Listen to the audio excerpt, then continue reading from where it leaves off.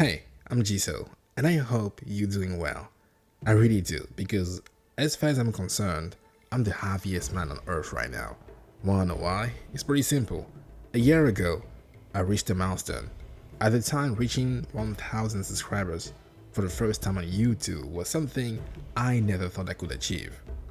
And here we are today, not even a year later, with 10,000 subscribers, which is insane. It is huge.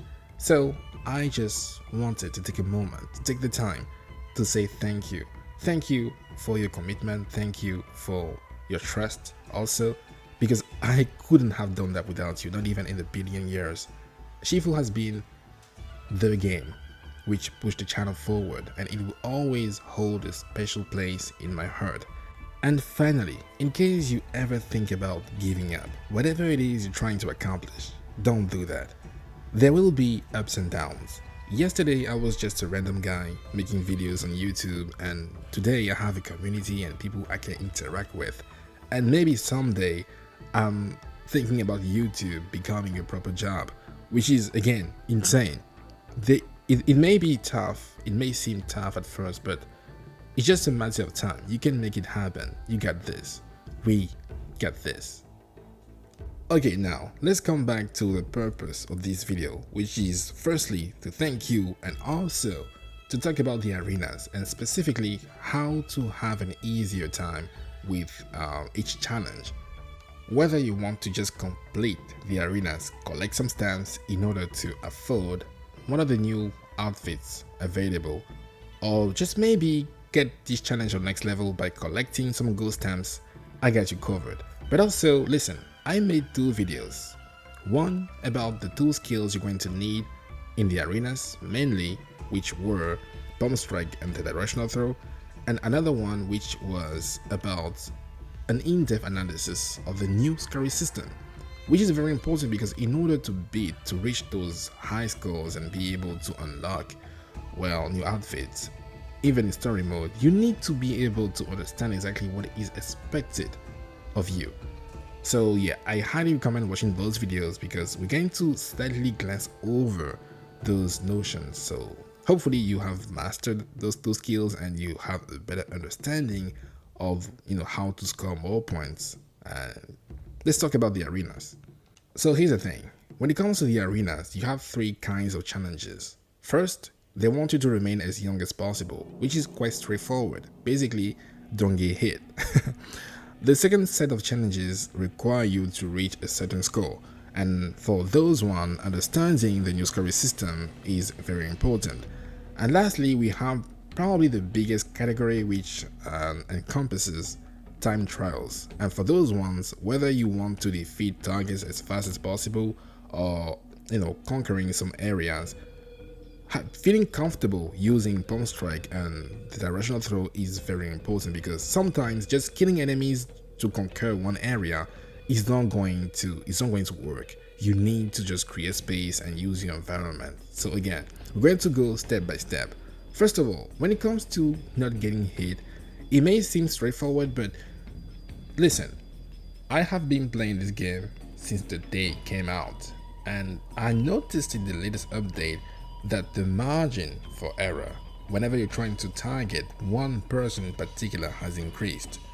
It's something we were complaining about, it's not new, but I feel like now it's even worse. Whenever you're trying to hit someone, you end up hitting the wrong person. And let me give you a brief, short breakdown of how the AI works in this game. Sometimes they may be super passive, especially in the disciple difficulty. They tend to be they just tend to wait for you to do something, and sometimes even when you do something, you just don't retaliate. But they are programmed to retaliate, especially when you perform a skill next to them. You don't even have to hit someone next to them. The moment you even attempt to do something next to them, they will try to retaliate. But here's the thing.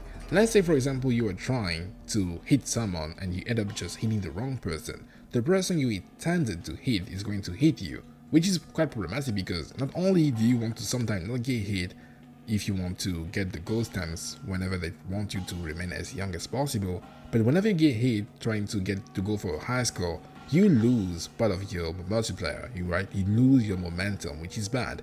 And I kind of wished that was like the system would be tweaked just a little bit, because as of right now, it is sometimes quite infuriating when you counter one person.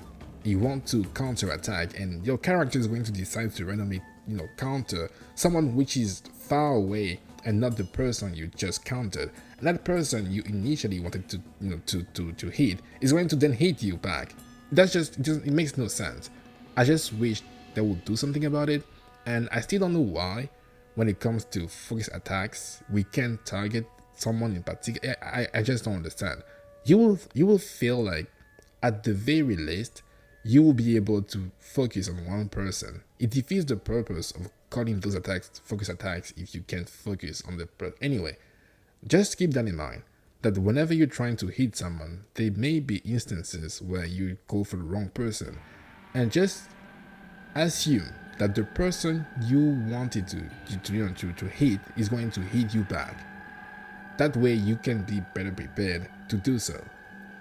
Now listen, whenever you perform the directional throw, whether it's to just create some space or throw people off the stage, it will give you a lot of points, especially if you didn't inflict any health damage prior to throwing them over.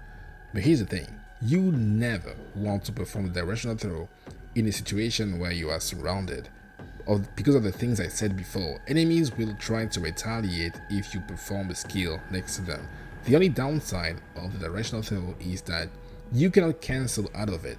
It's a commitment, so whenever you try to do it, try to perform it, you need to make sure that there's nobody next to you which can hit you, because you won't have time to recover before they hit you in the face. And same applies to Crookfoot, which is also an amazing move, but you will not see people perform it whenever they're in a 2v1 or more than one person at a time type of situation, because it's also a commitment and you cannot cancel out of it. So you need to understand when exactly you should go for certain skills.